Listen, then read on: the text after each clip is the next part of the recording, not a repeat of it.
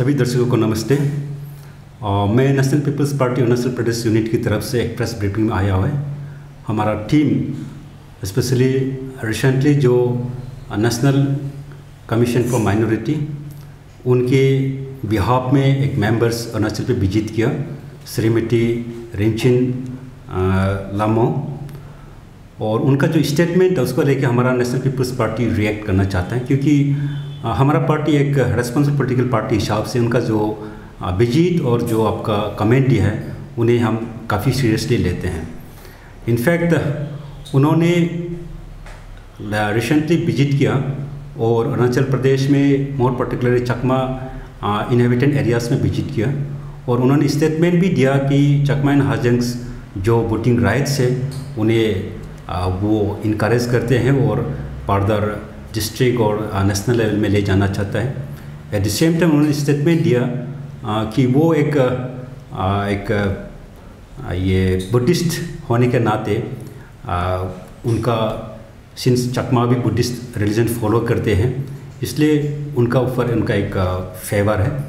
तो मैं ये बताना चाहता हूँ कि एक्चुअली जो नेशनल कमीशन फॉर माइनॉरिटी है ये इनफैक्ट एक नेशनल स्तर पे 1992 एक्ट में पास किया गया है, और इस एक्ट के हिसाब से इंडिया में जो 6 माइनॉरिटी रिलीजन्स है, सिख है, मुस्लिम है, क्रिश्चियन है, जैन है और बुद्धिस्ट है, तो ये 6 जो माइनॉरिटी रिलीजन्स ग्रुप है उनका वेलफेयर के लिए ये कम्युनिटी ये कमीशन काम करना चाहिए। उनको अवेयरनेस देना, उनके रिलेटेड पॉलिसीज गवर्नमेंट को रिकमेंड करना ये काम है। लेकिन किसी भी प्रोविज़न में ये फॉरेनर्स को कवर अप नहीं करते हैं। तो उस हिसाब से ये चकमा एंड हाजंग ऑफ अरुणाचल प्रदेश है, दे आर रिफ्यूजीज, तो उन्हें हम फॉरेनर मानते हैं और उन्हें हम रिफ्यूजी मानते हैं। उस हिसाब से ये कमीशन का मेंबर, कमीशन का रैंक एंड फाइल का कैपेसिटी में उन्हें मेरे हिसाब से नहीं मिल सकता है, और ये जो कमीशन का जो बेनिफिट है वो इसका ये फार व्यू में नहीं आता है।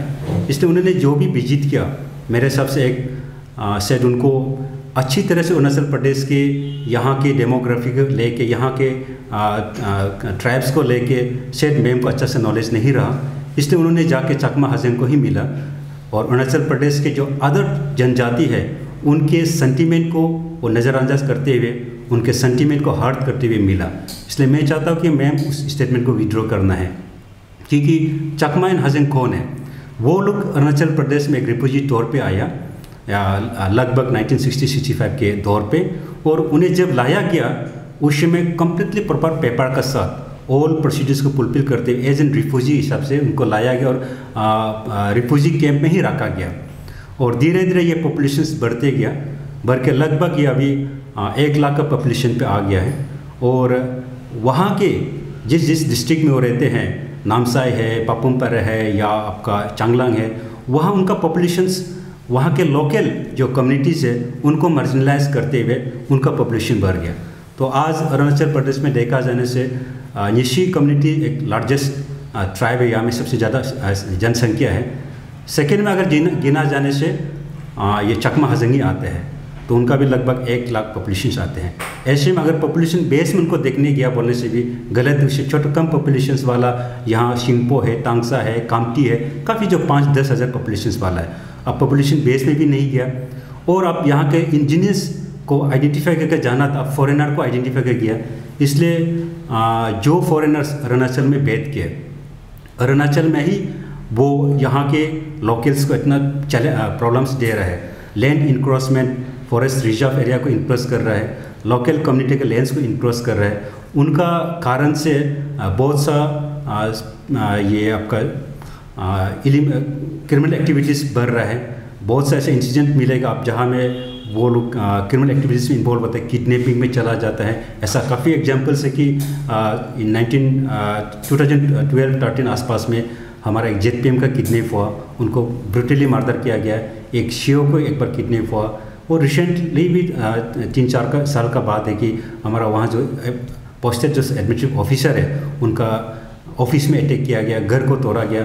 ऐसा बहुत सा लॉ एंड ऑर्डर सिचुएशंस वो कर रहे हैं। तो ऐसे केसेस में ऐसा ही कम्युनिटी को जाके एक रेस्पॉन्सिबल कमीशन मेंबर्स इस तरह का उनको इनकरेज करना, इस तरह का उनको मिलना, मेरा सबसे एक रॉन्ग मैसेज जाता है। मुझे पता नहीं कि मैडम का क्या इंटेंशन होगा। अगर वो अरुणाचल का वेलफेयर के लिए सोचता है तो यहाँ के अदर जो ट्राइब्स है, शिंगपो है, टांगसा है, मोम्पास है एंड एनी अदर्स, आरडी है, गालोय, आपतन है, उन्हें जाके मिलना चाहिए, उनका ग्रीवेंसेस को देखना चाहिए, उनमें क्या फैसिलिटीज़ मिल रहा है या गवर्नमेंट में क्या फैसिलिटीज़, वो अवेयरनेस देना चाहिए, नहीं कि आप फॉरेनर्स को जाके मिले। अगर वो बोलता है कि हम बुद्धिस्ट है, आप एज एन इंडिविजुअल लेवल में आप बुद्धिस्ट हो के अगर मिलता है ऑफ द रिकॉर्ड में, वी हैव नो ऑब्जेक्शन। लेकिन आप बुद्धिस्ट है बोलते तो आप तुआंग में जाओ, मुनफा से मिलियो, वहाँ के तुआंग और बोमदिला में जो बुद्धिस्ट उनसे मिलिए। लेकिन ये जो बुद्धिस्ट ज़रूर है, लेकिन दे आर फॉरेनर्स, जिसमें ये कमीशन का फार्व्यू में नहीं आता, क्योंकि फॉरेनर्स को कवर अप नहीं करते। उस हिसाब से we totally condemn the visit and the statement given by the madam Rinchin, and we expect that कि वो अपना स्टेटमेंट को विड्रॉ करना चाहिए और वो अरुणाचल में नेक्स्ट टाइम विजिट करने से पहले यहाँ के सेंटीमेंट को ध्यान देना चाहिए, यहाँ का हिस्ट्री को जानना चाहिए, यहाँ के डेमोग्राफी को जानना चाहिए, तब जाके आप होमवर्क के लिए आना चाहिए। ऐसा नहीं कि आप यहाँ आके एक कम्युनल टेंशन क्रिएट करें और इस टाइप का जो इश्यूज़ ला रहा है वो मेरा सबसे कंडेमेबल है। So from the National peoples Party मैं इस स्टेटमेंट को, मैडम के स्टेटमेंट को कंडम करता हूँ और मैं उनसे पार्सू करता हूँ कि आप नेक्स्ट विजिट करने से पहले होमवर्क कीजिए और इस टाइप का कंट्रोवर्सी क्रिएट मत कीजिए, और मैं विश्वास करता हूँ कि आप उसी लाइन में काम करेगा। तो मैं फर्दर इस दिशा में बात करने के लिए मेरा साथ मेरा state secretary for legal and legislative affair पुरा जी को रिक्वेस्ट करते आप थोड़ा सा अपना व्यू प्लेस करें।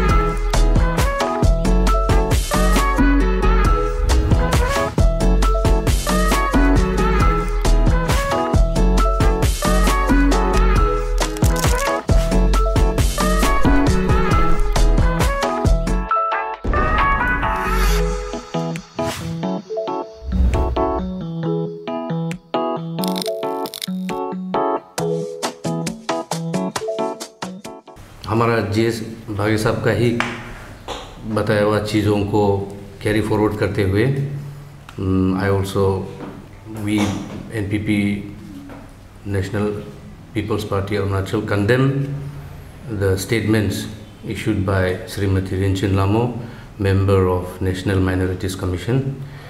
उसने जो कहा है, उसने जो सॉलिडेरिटी दिखाया है चकमास लोगों को, कंसिडरिंग द फैक्ट दैट वो लोग बुद्धिस्ट है, तो हमारा कोई आपत्ति नहीं है अगर आप उसको on a personal note, on a personal matter उसको आप अगर कहते हैं कि फैसिलिटीज़ अवेल करना है बीइंग माइनॉरिटीज़।